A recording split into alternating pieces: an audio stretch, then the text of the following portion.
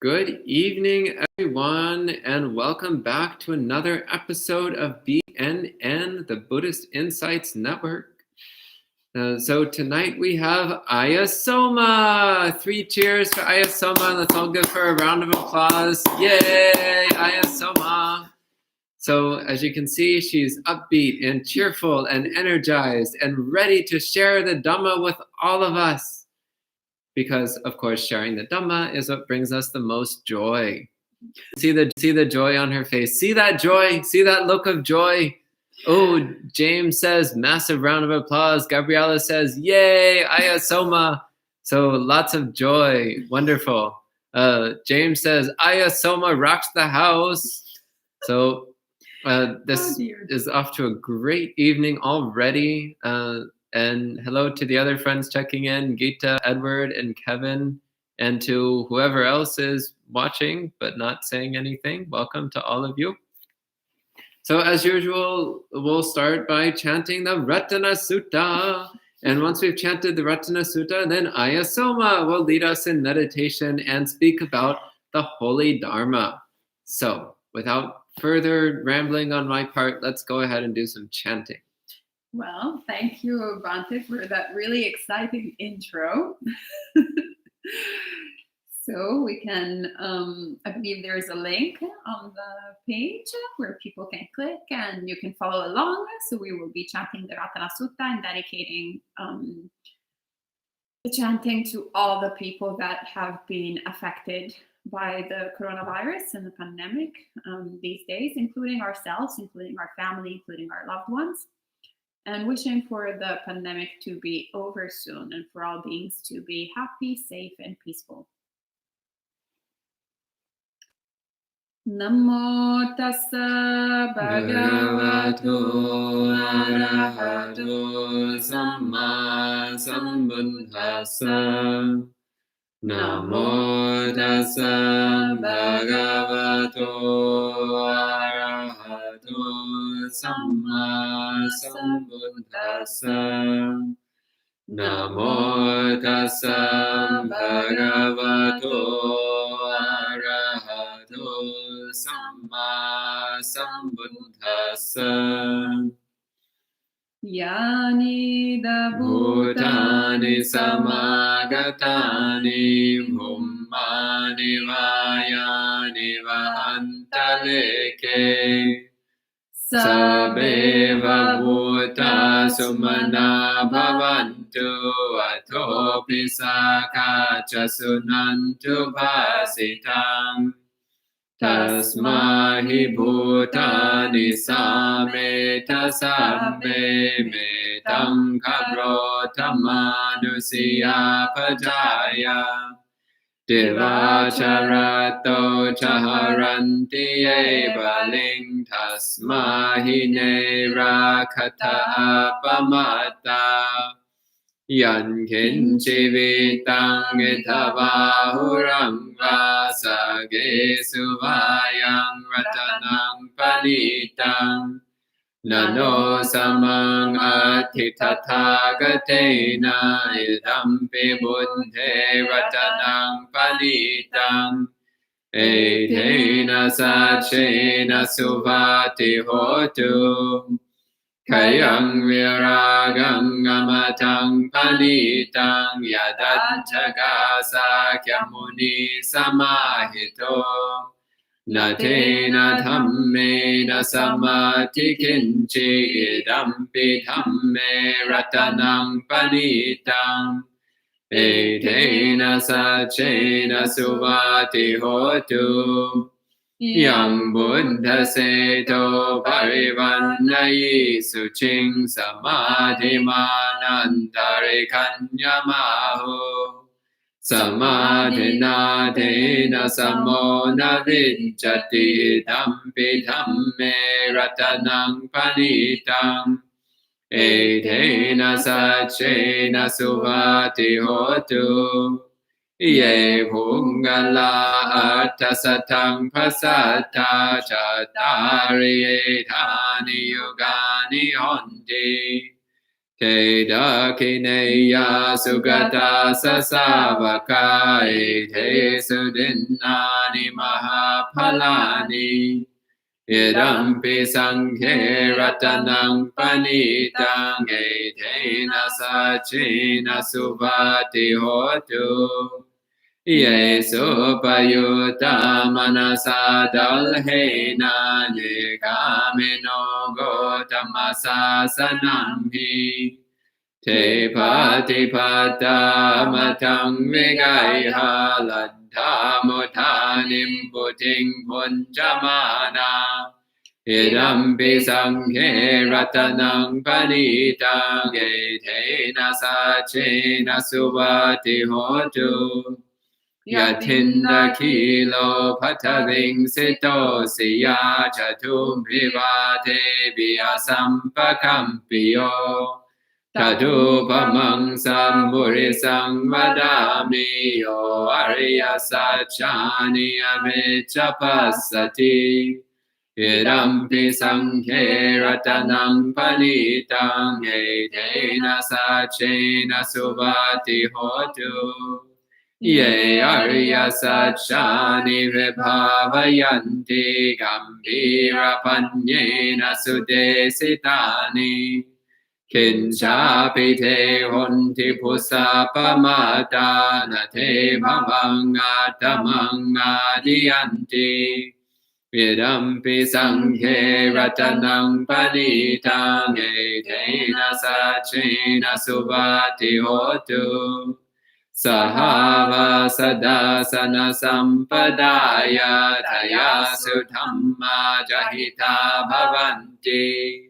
Sakaya diti vichike chitancha silam vatang vapi yadati kinchi Chatuha paye hicha vipamuto chachabhitana niyabhambo katum Idampi sanghe ratanang panitang etena sachena subhati hotu Kinchapi sokham mankaroti papakang kayena vacha udacetasava Avambo sodhassa patichadaya Avambata dirtapadasa bhutta Idampi sanghe ratanang panitang etena sachena subhati hotu Vanapagumbe yatha pusidhange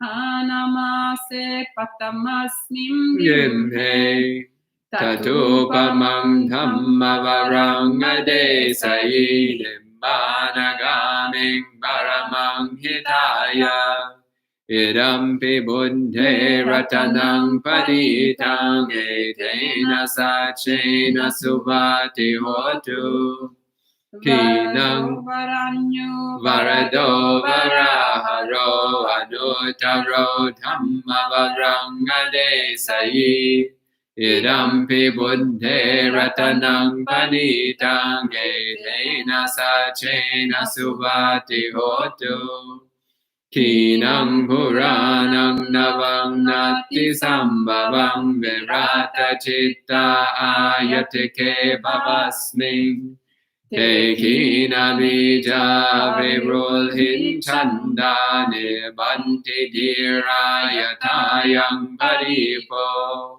Idampi sanghe ratanang panitang etena sachena subhati hotu Yani dhabhutani samagatani bhummani vayani vahantaleke Tathagatam deva manusa pujitam buddhang namasama subhati hotu Yani dhabhutani samagatani bhummani vayani vahantaleke Tathagatam deva manusa pujitam dhammam namasama subhati hotu Yani dhabhutani samagatani bhummani Anivayani va antalike Tathagatam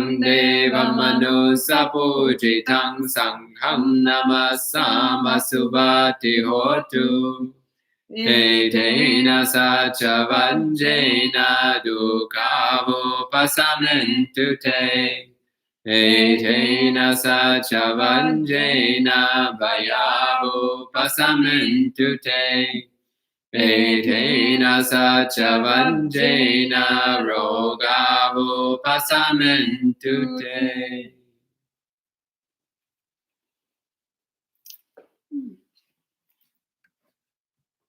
Okay, that was lovely. And hello to a few more friends checking in. Hello, Jacqueline, Ethan, Lilia, Marielle, Sally, Rupa, and Elaine. And thank you, James and Lilia, for encouraging people to support the monastery. Much appreciated. And please, Ayya Somā, if you could go ahead and lead us in some meditation. Sure. So you can get into a comfortable seating position.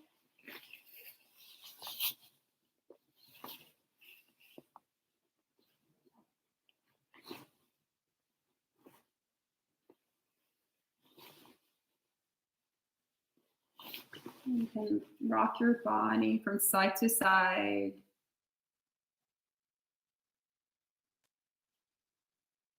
Finding a grounded, comfortable position. Keeping your back upright. And closing your eyes or keeping them half open. Not half open, slightly open.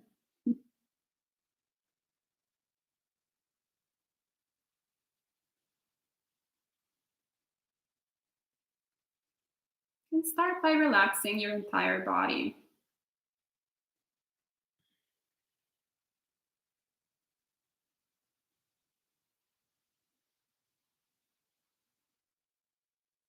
Releasing any tension you may find.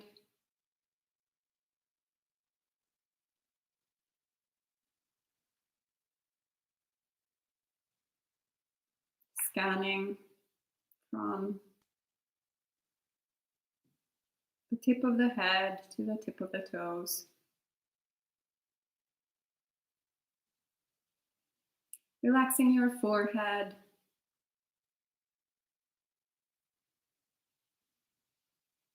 Relaxing your jaw, your face.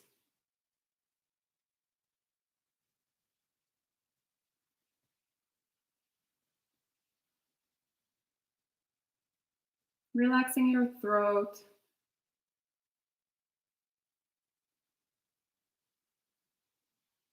Your shoulders.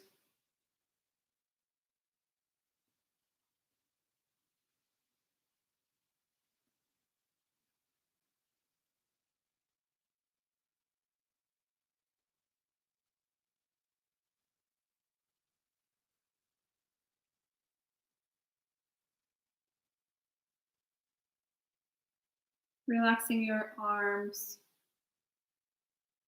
belly, and legs.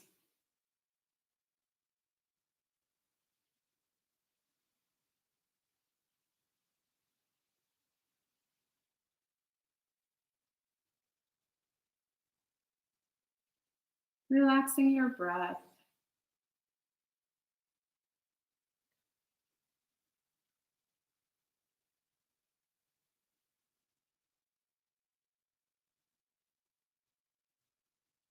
Letting it flow naturally with every in-breath and out-breath.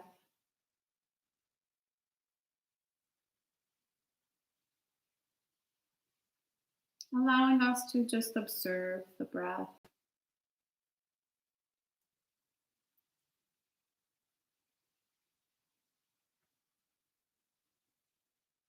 Its natural rhythm, its natural form.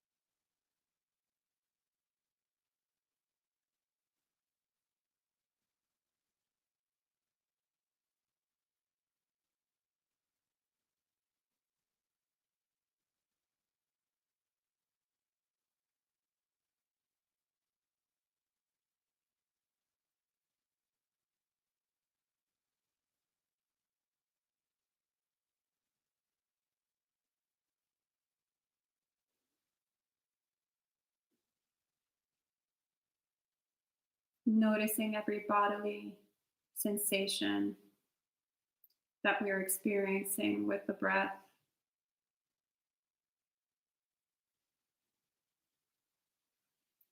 Whether it's a tingling sensation in the in-breath,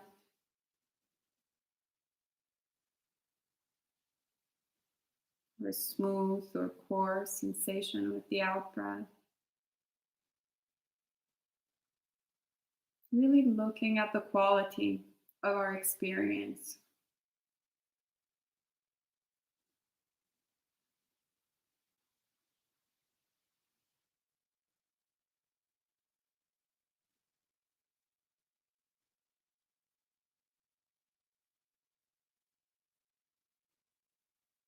Distinguishing every single moment of experience.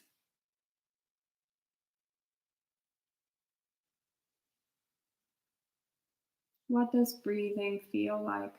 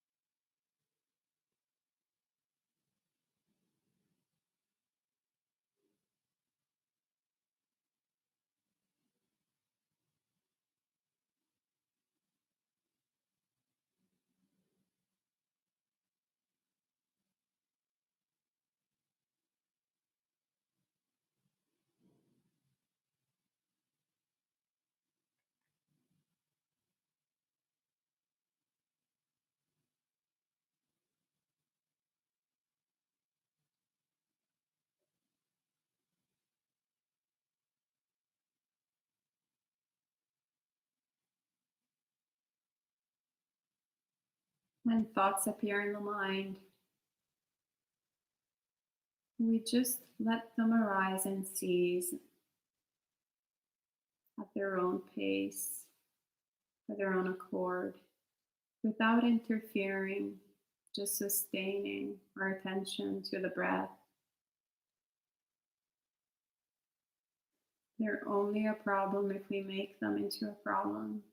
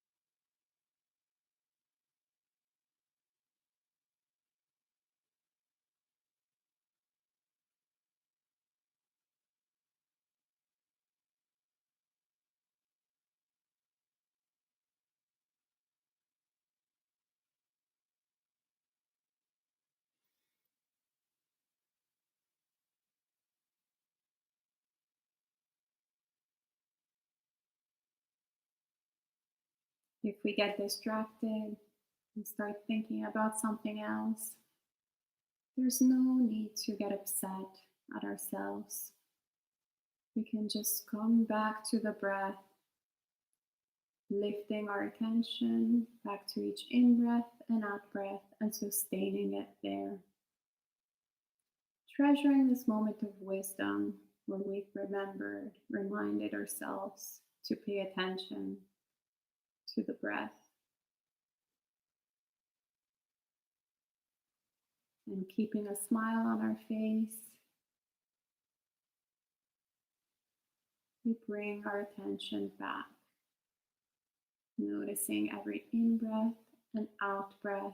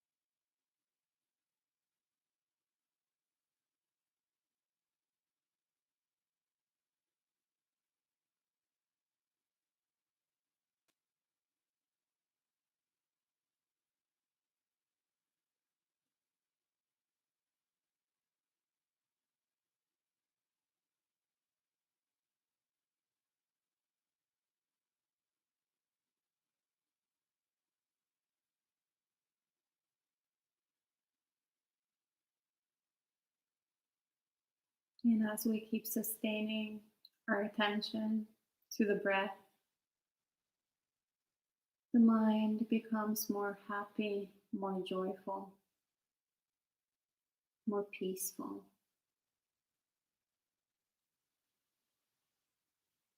And we want to pay attention to those qualities arising in the mind and treasuring them and intentionally cultivating them.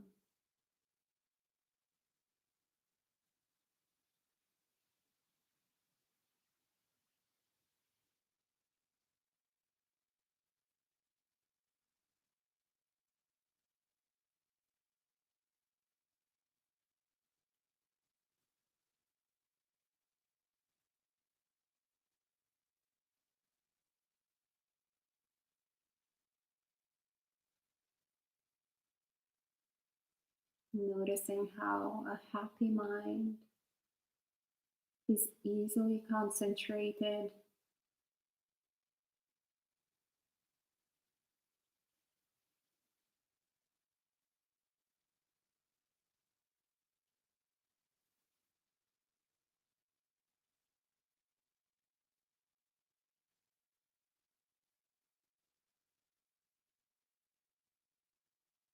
we wish for ourselves to be happy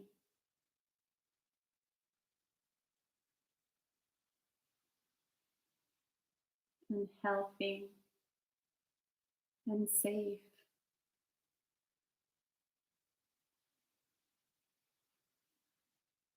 free from suffering, free from greed, hatred, and delusion.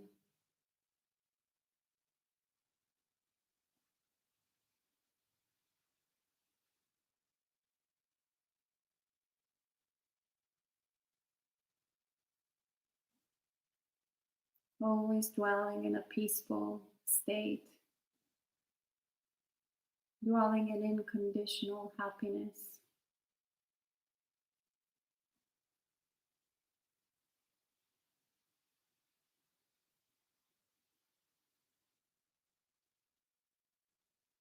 With an open heart of kindness and gratitude and compassion for all living beings. May everyone be happy. May everyone be peaceful. May everyone be safe.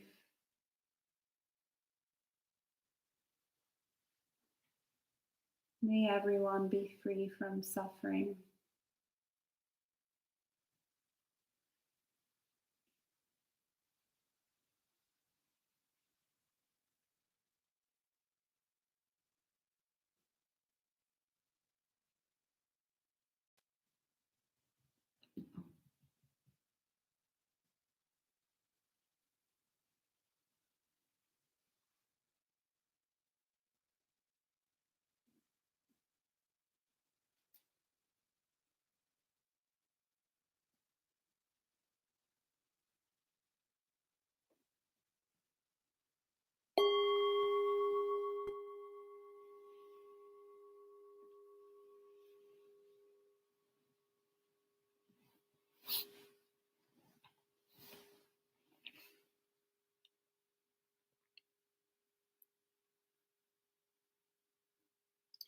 Okay, thank you, Ayya. And welcome to Michael and Jen for joining in. So it's Buddha Ruchi, Michael. Michael, Buddha Ruchi. His name, Buddha Ruchi. Signed his name, Michael. Never mind. So, welcome, Buddha Ruchi / Michael and Jen. So this evening, Ayya Somā will be speaking a bit about not self. Hello, Maya. So this is a very deep and profound subject and one that's not well understood. So this is a great opportunity to learn a bit more about not self. So please, Ayya, whenever you're ready, please go ahead. All right. Well, thank you, Bante, and thank you all for joining us tonight. So today it's been a really busy day for me. I created this monstrosity of schedule where I did not have 1 second of break. This is all my fault, my delusional creation. So my mind is now particularly tired and ready to go to bed. So I will try my best, given the circumstances and the conditions, to share some words of Dhamma the best way that I can. But I don't promise anything intelligible. We might have to do non-self part 2 edited version next week. We'll see. So I think this topic was actually suggested by one of our friends. So in particular, they were interested because we actually spoke quite a bit about anatta since we started the live streams.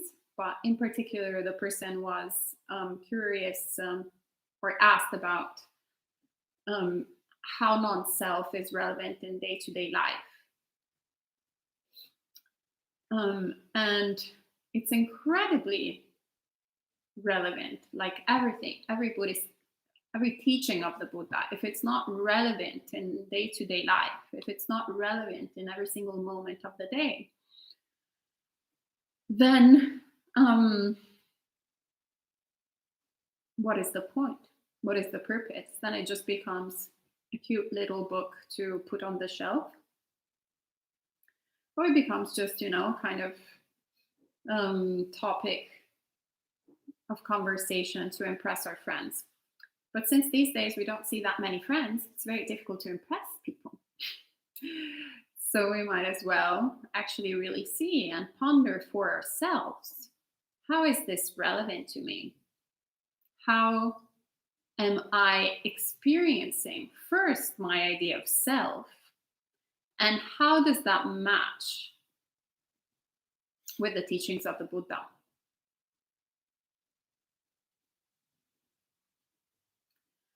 And in that way, then something theoretical becomes something actually that is part of our experience. So it's quite interesting. When I ordained, there were lots of things that I thought about. I had obviously several different aspirations, which led me to ordaining, but also a lot of different ideas of what it was to be a monastic, or how my monastic life would have been. But what I found extremely interesting was the experience of, well, he created the stand, created the momentum of the conversation.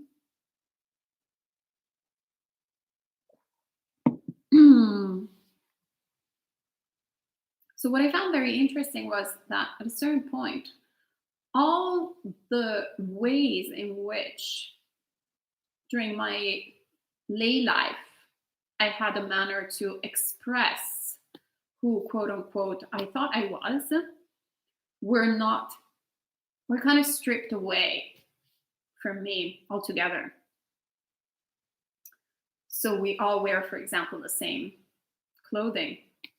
It's actually really bizarre when you encounter, actually the other day I saw some pictures of a monk that I know, that I'm friends with, several years ago, and he was a lay person, and I was horrified. I was just like in complete shock. Or earlier on, actually, in the history of Buddhist insights, we had a monk who was teaching with us somewhat frequently, and at a certain point he disrobed, and he was living in a different state, and we were friends on social media, whatever. And at a certain point, I remember he appeared on the social media and he had disrobed without me knowing, and he was wearing like all these t-shirts and shorts, and I was like, even there, like horrified. in utter shock. And it was interesting because aside from the fact that they weren't monastics anymore or that they could be lay people, it was because all of a sudden I was presented with a lot of information, too much information on like, so for example, their social status, their tastes, likes, if they were creative or not creative, if they were tech types or like creative types, if they were whatever kind of like sort of subjective, if they cared, if they had a, kind of sloppy look, or if they were really put together, like so many different clues, if they were bourgeois or they were hippies, if they had much money or not that much money, like a lot of information, which actually I had this idea of them as monastics, and the actual representation was here. So that was my experience looking at monastics, but it was interesting when that all of a sudden was removed from me. The manner in which we kind of sort of communicate to the world so many different things without using verbal communication. So all of a sudden, I stopped being Giovanna, that was my lay name. All of a sudden, Giovanna didn't exist anymore, which to some degree I was quite happy. Actually, I was very happy. But at the same time, it was also kind of puzzling because I was perceived as a different persona. I was perceived as a monastic. And not only by myself, but by the outer world. And it was actually interesting. In February, when I went to Thailand, this person came to me and was like, "Oh, I know you. Yes, I follow you on Facebook." And I was like, "Okay, that's weird." And then he's like, yeah, let me show you. And he shows me this picture of this Scandinavian Tibetan monastic with blue eyes. And I was just like, what? She's like extremely pale. I'm pale these days, but like I have olive skin. She had like extremely like, transparent white skin, like the total opposite. I remember my first thing was very beautiful, so I was actually like, thank you, But it was interesting to me how pretty much we all look the same, and there is nothing that makes me special, nothing that makes her special, nothing that makes Bante special. We're just another Bante and another Ayya. With a piece of cloth on. And what I found very interesting is that this experience made me also look at why actually we take, for example, as monastics, all these precepts, and what is the purpose of this, aside from being very convenient, because you're kind of like, what am I going to wear today? Oh, this. Oh, what am I going to wear for a social event if I'm invited at an interfaith thing in Manhattan? Oh, I'm going to wear this. Oh, what if someone dies and I have to go to a funeral? I'm going to wear this. It's like always very practical, removes a lot of problems. But most importantly, it's actually by removing all of that stuff, we start noticing the sameness that we all have as monastics. We start seeing we're forced to focus on our common shared human experience of suffering and look at the teachings of the Buddha of how we're all practicing in the same way. So we start eroding that idea, that concept that we are so unique, which when we are in lay life, for different causes and conditions, we both we put a lot of effort into building that sort of persona. And also there is the expectation around us from friends, family, and whoever it is to be in a certain way, especially if they've met us in a particular shape and form. It is extremely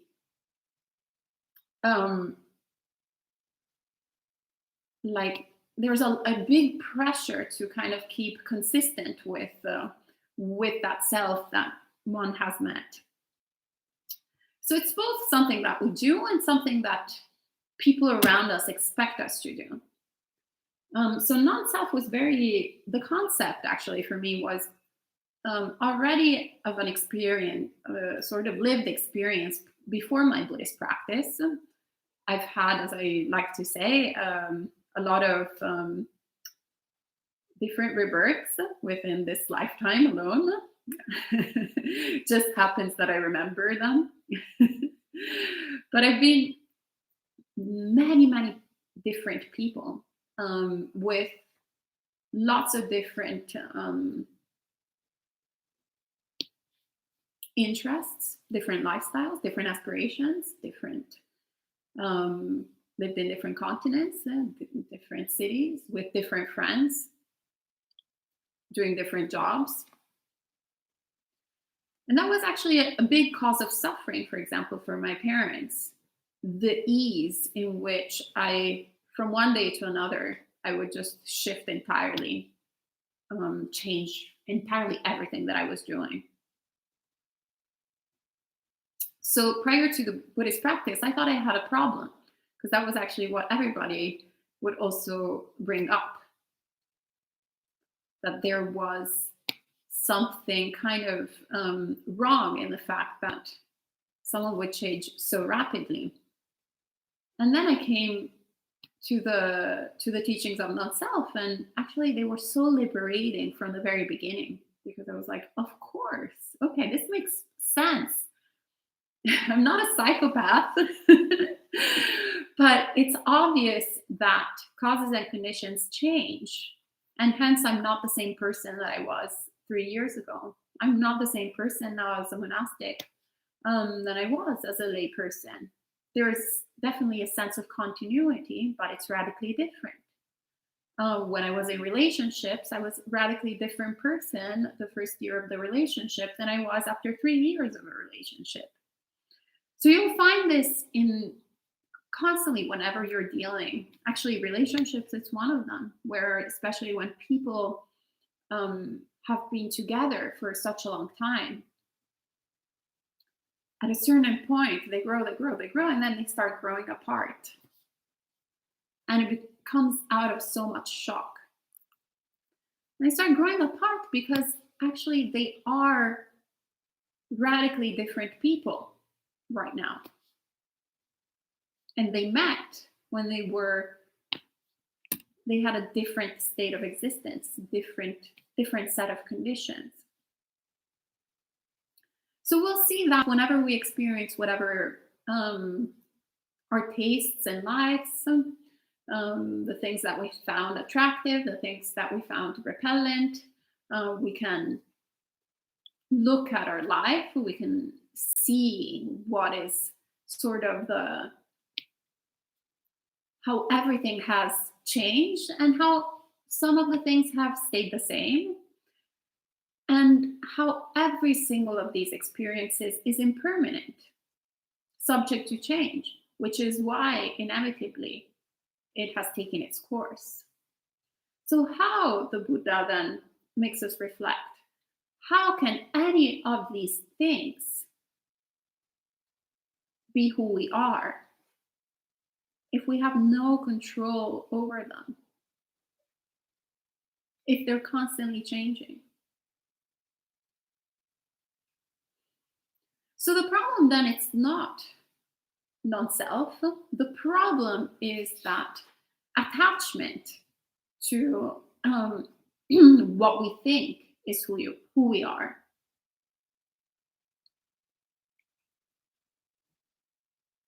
Which then leads for us to protect in an unskillful way. Protect in the sense of nourishing our wants and our aversions, thinking constantly that that self will be happy if they have a million different partners. Who cares if the current partner I have will be suffering in the meanwhile?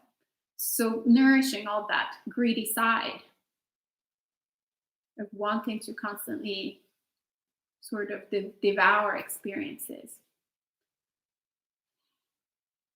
or wanting to change whatever we're experiencing.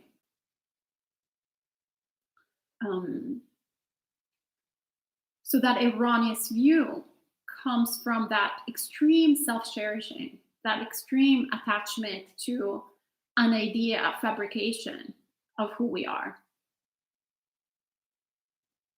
And the more we shift the sort of perspective, start noticing how fundamentally the idea that we have of ourselves does not exist, that it's in constant change, constant shift. We take all of that outside of the picture, and there's a lot of space, a lot of room to cultivate peace, happiness, kindness, thoughtfulness. So instead of thinking, for example, what can the Dharma give me? I want to get rid of the stress. I want a lot of like peace and relaxation right now. Instead, the approach is, well, how can I actually serve the Dhamma? How can I be of benefit to others rather than how can others be of benefit to me? When we go to the monastery, instead of thinking, well, how are these monks going to benefit me? Are their talks okay? They're not okay? Wait, I was expecting a better talk this evening. Let me change channel. Let me see the other monk at Bhavana Society if he's saying something interesting. No, okay, boring too. Okay, let me see Lokanta Vihara in Australia. Okay, well, that's inconvenient because, the time zone is not that great. Okay, let me change that. Actually, the Theravada tradition kind of sucks. So let me look at the Mahayana tradition. Okay, Mahayana is a little bit too over the top. Okay, let me see the Tibetan. Oh, okay, the Tibetan is cool, but actually like too many rituals, blah, blah, blah. And then we constantly have this like sort of consumeristic approach towards the Dharma, which builds up, once again, our idea of like me. What do I want? What do I want? What do I not want? I want the schedule to be this way. I want the schedule to be that way. I want to do this thing. I don't want to do this thing. I want you to give that kind of talk. I don't want you to give that kind of talk. I want to do that work, but I don't want to do that job. And that creates so much suffering. So much suffering. So much suffering. Just create a whole, like,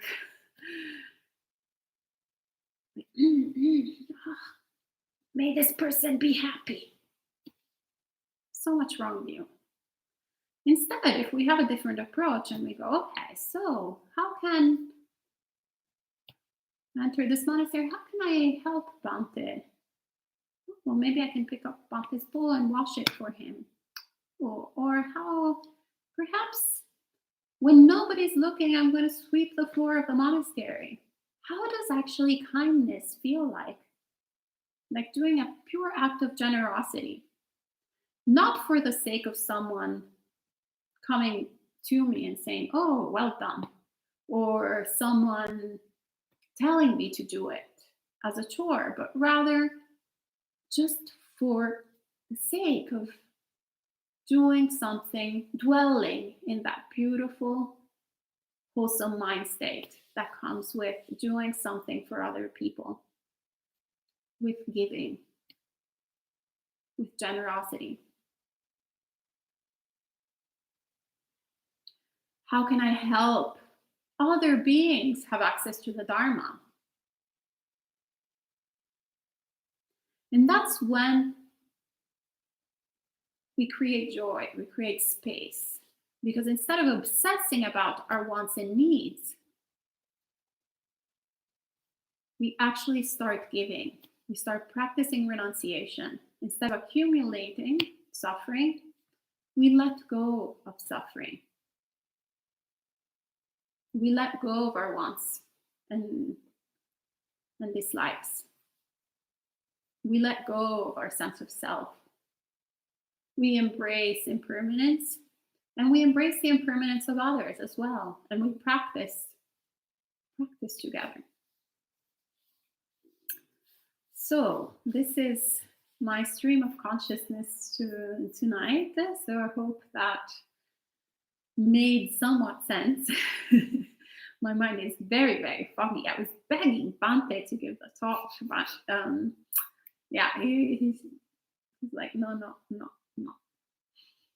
Okay. So I thank you. Well, thank you, Ayya. And for all those who are watching, please feel free to type in some questions and I'll read them out for her. There's already a few questions ready to go. First off, saying hello to a few more friends checking in. So hello, Pang Li. Hello, Victor. Gita. Happy to see you joining in. So Gabriella asks, brace yourself. An age-old dilemma in the history of Buddhism is the Pugala-Vadan idea of the indeterminate self, which is to say that our experience of self is existent, but is constantly changing. What is the way to unseat the old Pugala-Vadan delusion when it arises in the mind? Okay, repeat. Too long of a question. So I'll paraphrase a bit because I know what she's talking about. Okay. So there was a school of Buddhism which has long since died out called the Pugala-Vada, which held the viewpoint that there are persistent, ongoing people. Like people actually have persistent, ongoing existence, but their characteristics are changing. So in other words, we do have a self, and it does persist over time, and it is a real existing self, but it's always changing. Delusion. But she's asking, how do we let go of this delusion? How do we get over this delusion? By saying that there is a persistent self. Repeat the thing. That there's a persistent, ongoing self. Persistent, ongoing self. But that its characteristics are changing. Well, first of all, also looking at silence. Silence actually might be better than science. Might have been a Freudian slip. First of all, going at really looking at science and actually saying that, for example, the body that I have right now is entirely different from the body that I had when I was a little girl. This is what science says, but also pictures say, I mean, let's keep it real. In Italian, we say speak like you eat. So without having to be like too complex, like just like eating pasta. Very simple, the 3 ingredients and you eat it very simply. So you take 2 pictures and I'm like, oh, this was Giovanna, 4 years old. This is Ayya Somā, however old I am. 38, I think. Am I 38? I don't remember anymore. Yeah, I think I'm 38. Yeah. Yes. Bante is telling me, okay. After 35, I stopped counting. It's all downhill from now. So you see 2 radically different people. And I still remember certain things that I liked, certain ideas that I had when I was a 4-year-old. And I pretty much know myself right now. I know my situation. I contemplate a lot on my experience. So I'm very, very much aware. That's 2 radically different people. But of course, there's a sense of continuation. There is an idea that this being was a being was a small being when I was 4 years old, and a being that it's now. So when we analyze, when I kind of think in this way, but also when I think of myself actually without even having to go all the way to 4 years old, when I think about me 5 years ago getting intoxicated with my friends in Brooklyn, and being into a lot in the arts and whatever, 6 years ago, I don't remember how long it was. An entirely radically different person. It's kind of like the impression of having, when you watch a movie over and over again, and so at a certain point you kind of sort of identify with the protagonist, and you're kind of experiencing the emotion of the protagonist. So for that moment you are the protagonist. Or when you read a book, Anna Karenina, at a certain point I was like really identifying, with the storyline, and I was like in Russia, but I've actually never even been in Russia. So I have the same experience of all the sort of past lives that I've had in this current life, within all my different rebirths within this lifetime. And it's clear that it's a product of causes and conditions. And it's clear when you start contemplating at your experiences in this way that it's an illusion, that the whole process of continuity, it's an illusion. It's just by no different than watching a Walt Disney cartoon. Yes, of course, it seems like it's seamless and everything is moving. Seamless from the first moment to the end of an hour and a half, however long they are. But then you start noticing it. You spread it out, and they're all like different clips. Talk, talk, talk, talk, talk, talk, talk, talk, talk. So they're all causes and conditions. So yeah, it's clear. I think one can have an actual solid sort of experience of that, but it's also very difficult to detach from our current state of existence. Detach from our current experience, detach from our emotions, detach from our thoughts, detach from all the different habits that we're experiencing right now that are connected with whatever we experienced in the past, of course.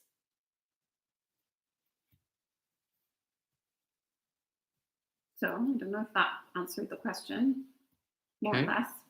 Yeah. Then her second question, she says, how do we strip away objectification of the self with the 5 aggregates? Objectification of the tonight you're killing me with these questions. You should have asked them last night during my chat, and my mind was a little bit sharper. Can we get to that later? Okay.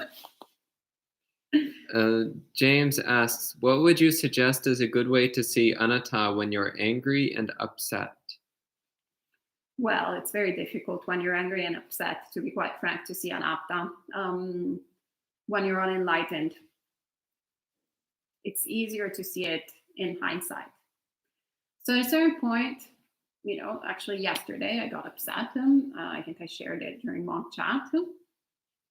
I got angry, actually, rather than upset. I don't know if there's synonyms in English, but they're a little different. Little different, right? Upset emotionally, but then angry, it's like an actual anger.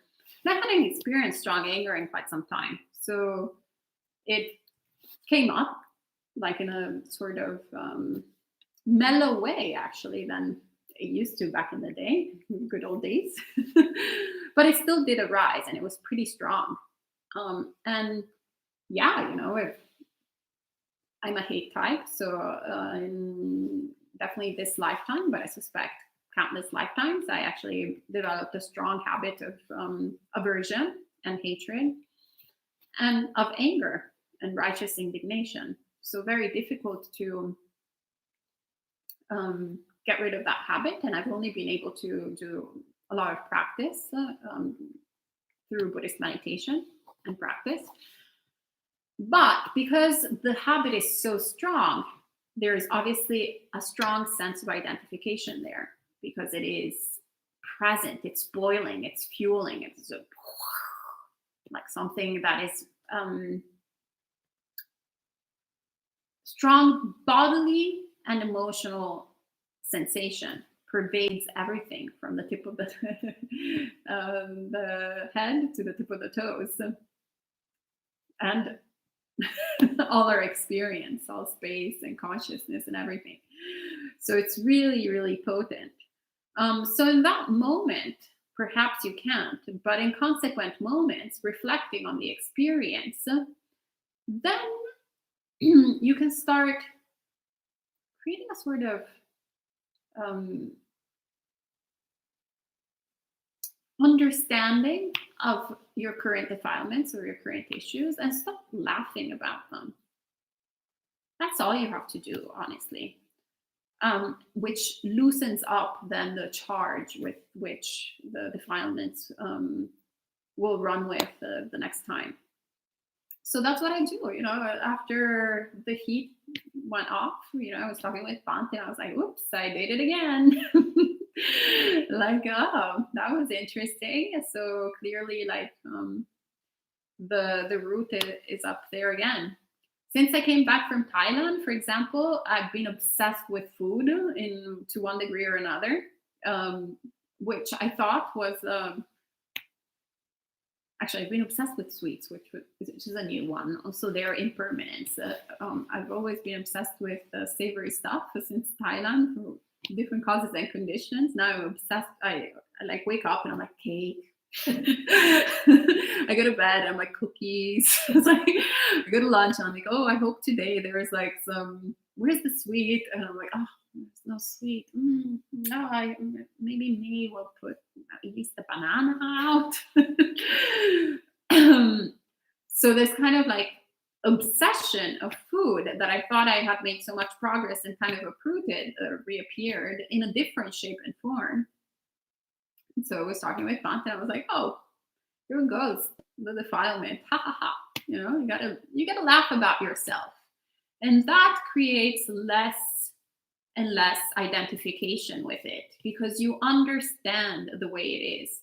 So for example, right now I'm giving a terrible Dhamma talk, and I'm giving kind of like terrible questions, answers. There you go. I can't even make the difference, but it's okay. Because I understand that these are the conditions that I'm experiencing, and it's fine. I don't need to take myself seriously. It's okay. You can all resist. You're not going to die by listening to a bad episode of BNN. Also, you can blame Bante, because I really backed him. All complaints go to Bante Sudaso. And yeah, so you just start laughing. Or, before doing the talks, I'm still a little bit more relaxed than I used to be, because I always hated being recorded. So I'm a little bit relaxed because I've been doing it now for a while, since the pandemic seems to be never ending. I'm getting a lot of practice of equanimity towards recording. But it's incredible how I sit down here like 2 minutes before we start recording, and my throat goes, I can't speak anymore. And there's like all these physical sensations happening in the stomach, and some kind of agitation. And I'm like, I really hate this. And at the very beginning, when we started recording, I was taking all of this like pretty seriously. Like, I was just like, oh my God, so much dukkha. Why do I have to do this? Why is the world so cruel? And now I'm like, oh, there you go. All of these things are happening again. Oh yeah, good old friend anxiety. Oh yeah, good old insecurity. Ha ha ha. And it starts fading away, and you kind of become comfortable with it. You want to become comfortable with the defilements. Anyway, this was a very story long. I think I went to a different tangent instead of a different talk. Okay. All complaints to Bante Sutta. Sally says, this is off topic, but I really benefit a lot from the BI talks. Bante Oh, Ayya and Bante Akaliko from Australia this morning. May I ask, will we have a chance to hear a talk from Bante Akaliko in Australia again? well, we're going to ask and report back. Then Gabriela says, Sadhu Ayya, you did very well. Jen says, Ayya is amazing. Thank you. Oh, you're all so kind. I love that you follow the suggestions and you make room for kindness and through a judgment. Very good. Sally asks, in the future, can we have a talk about Sila Nusati? Oh, yeah, that would be lovely. Yes. Victor asks, how can we control our mind? From non-self, but sometimes when we start to give up something, the person that we give returns in such an ungrateful way. Like, I don't give enough.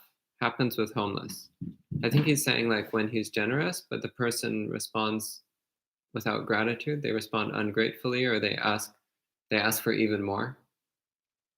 Like you give someone something and they ask for even more from you. So how to practice that way? What is the question? He just says, how can we control our mind in this situation? Control our mind? Once again, bringing back, why are you giving? So are you giving so in order to receive praise? Be quite frank. And, a lot of times it's yes, you would like to be praised sometimes, there's all these precious kind of jobs or things that we do for others that go unthanked, and it can be a little bit upsetting. So we want to look at our state of mind and go, okay, well, I'm experiencing this. I'm experiencing like I'm not valued, or I'm experiencing whatever kind of sort of unwholesome in the sense of like that doesn't make us feel good. And then shift and go, okay, well, this is once again me wanting, me doing this, me doing. So yes, there are people that are playing a role in my experience. But why am I stabbing myself twice? Do I actually really need to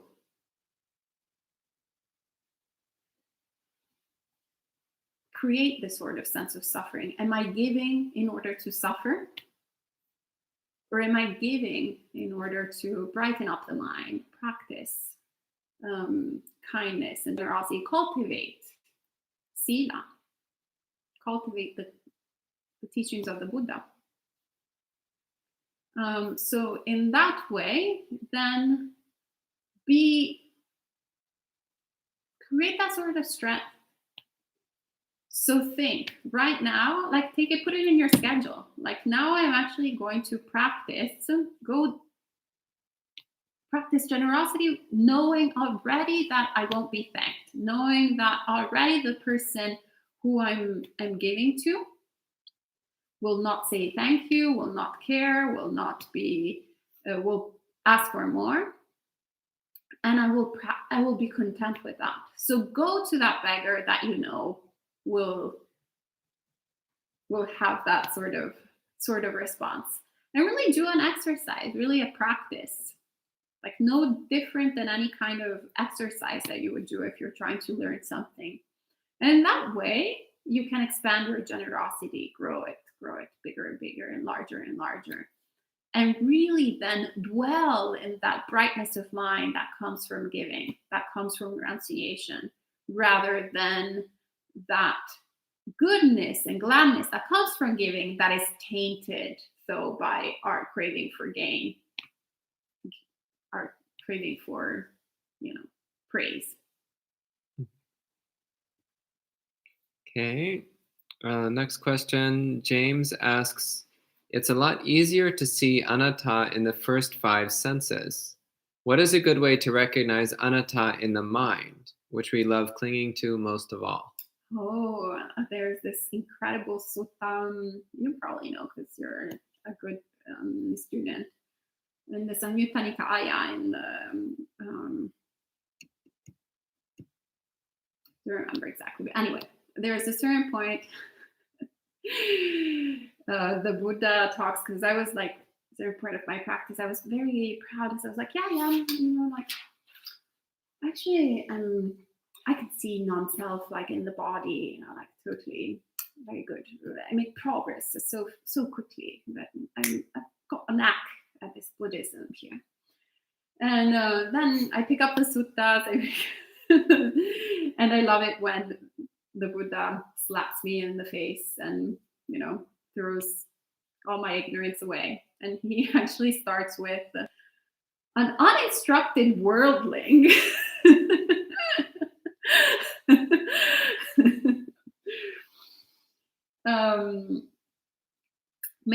May easily start.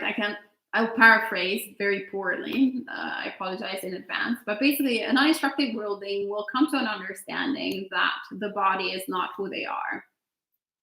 But the uninstructed worldling will keep on identifying with the mind, even though a body, you can see it standing for 5 years, 10 years, 20 years, 50 years, 100 years. Like there is that sort of parvence of stability. But the mind, it's so difficult for the uninstructed worldling to not identify with it, even though it's constantly changing every second. The monkey mind goes from branch to branch, from branch to branch, from like to dislike. I like that, I don't like that. Oh, I think this, and I don't think that. It's ridiculous.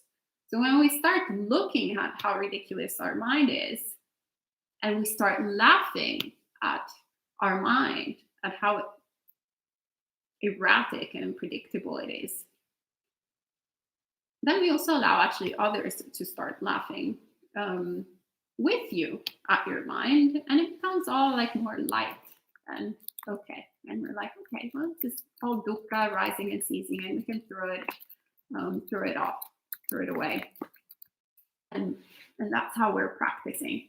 Yeah, sometimes Bante also laughs with me when I'm like with my crazy ideas. That he's like, oh wait, but you had said that. Okay, now you change your mind. Oh, okay, you're million ideas. Also, I'm a creative type, so like I'm even more producing content that I strongly identify with and constantly changing. All right. Okay, so the next question.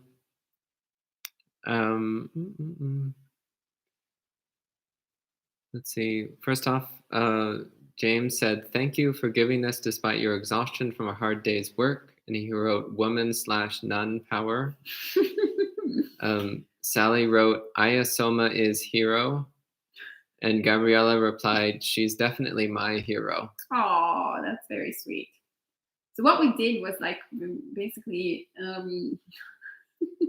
well, it doesn't matter. Anyway, we did a lot of like physical work as well. So it's been a little disorganized. And so also our resident May is very exhausted. I had apologized to her in advance in the morning before this intense schedule. It's not normally like this. So if you're planning on coming for a residency, don't worry. We don't normally work for 16 hours a day nonstop. It's just today that's been a little bit crazy.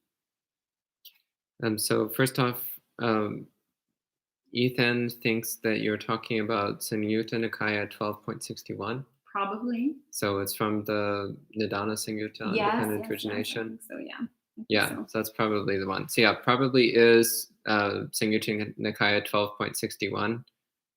I had just come to the same conclusion. So I think that's most likely what it is. Great sutta anyway. Yeah, it's definitely that one. Yes, I think I'm remembering. Bonus points for sutta identification. Well, the way I found this was I just typed into Google, sutta better to identify as the body than the mind. Oh, great. And it turned up as the third entry on Google. Yeah, it's one of my favorite suttas because it really made an impact actually in my practice. Honestly, I love it whenever the Buddha slaps me in the face of, like it just goes like uninstructed worlding. And also it's big how do you say, slap at my pride, because I always thought of one of my biggest actually identifications since I was a child was that I was an intelligent, reflective, ponderous woman. Not like all this superficial, uninstructed worldling outside. So when I actually started reading the suttas, and I was like, oh, the uninstructed worldling, and I was already, like, had this kind of conceit, of course, he's not talking about me. And then boom, there was a description of like things that I would be doing, and I was just so mortified. And I was like, I can't believe I'm the uninstructed worldling, and this stuff makes so much sense. Oh dear. James says, oh yeah, the Buddha slaps me in the face all the time. It's great. Anyway, back to questions. Oh gosh, there's still a lot, by the way. Oh, okay, I'll try to give Zen answers like yes, no. It's actually mostly comments rather than okay, questions, great. so this might go pretty quickly. Okay, great. There was an extensive conversation about anger between Marielle and Gabriella, especially talking about Latinas and anger. Apparently that's a topic. Yep. Fire. Yes, the word fire did come up. Then there was a series of, when you were saying your talk was terrible, Gabi saying it's not terrible. Jen said, you're doing great, Ayya. Elaine says, well done, Venerable. Aww, John Schuster says, Ayya Somā is okay. Keeping it real, John Schuster. And then he said, and so is Bhante Sudaso, TBH, just saying. Oh, we're okay together. Okay. Yes, I'm okay with being okay. Yeah. Gita says, I seem to have two streams of thoughts at the same time, one focusing on the task, the other all over the place elsewhere. Is this dualistic thinking? How can I bring the thoughts to one stream and focus? I mean, right now, basically, you described the experience of having this mind. So what was the question again? So she says there seems to be two streams of thoughts at the same time, one focusing on the task and the other all over the place. Mm-hmm. How can I bring the thoughts to one stream and focus? The one who is not busy. So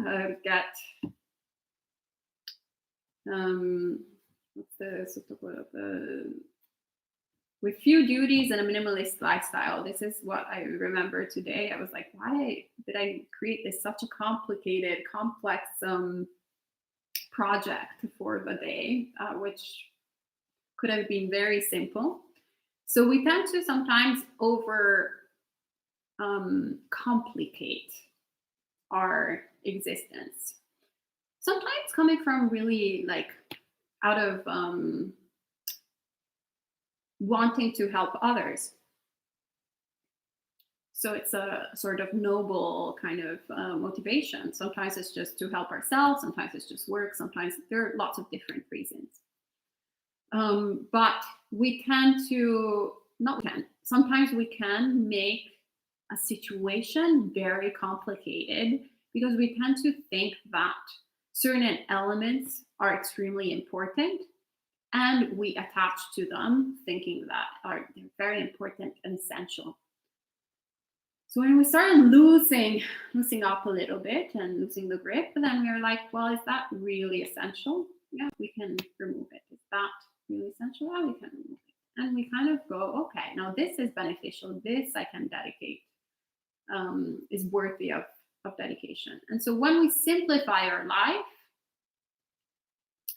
then our mind also becomes more settled, more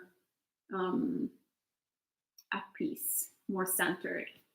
And of course, we have to do a lot of meditation in order to train our mind to be settled, one-pointed, and one helps the other. Simple life helps happiness and a concentrated mind, and a happy concentrated mind helps to simplify the life. But of course, today, like complicated everybody's life, but especially mine. I worked with like 15 Excel sheets at the same time. It wasn't just that. I was already exhausted by noon.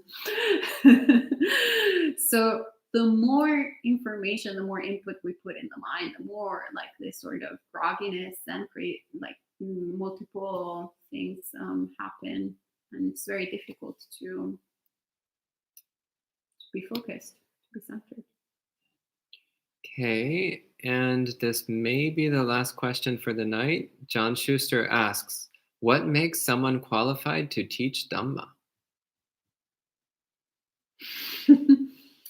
I don't know. What makes someone qualified to teach Dhamma? Bhattacudasa? Why are you like going? Oh, do you want me to answer? Is that what you're saying? Yes, can you answer? Well, there's actually a sutta where the Buddha gives an answer to this. And then the name of the sutta is called A Speaker of Dhamma. And in it, the Buddha says, what makes somebody a speaker of Dhamma? And he says, if they are speaking to instill disenchantment and dispassion in the listener, then that makes them a speaker of the Dhamma. How did I do in that domain? Well, I'm more disenchanted and more dispassionate, so I think it's going well. Okay, great. Yep. And then people started posting quotes from the sutta that you referenced. Sadhu, sadhu, sadhu. Yeah. I think that's the last question. So unless there's any other questions, there's a bunch of thank yous and anumodanas and sadhus and all of that. So if there's no more questions, then we'll go ahead and let Ayya Somā go to bed. So there's several encouragements for you to get sufficient rest and to sleep as much as you need to. So thank you all for joining in and for participating day after day. We really appreciate your participation.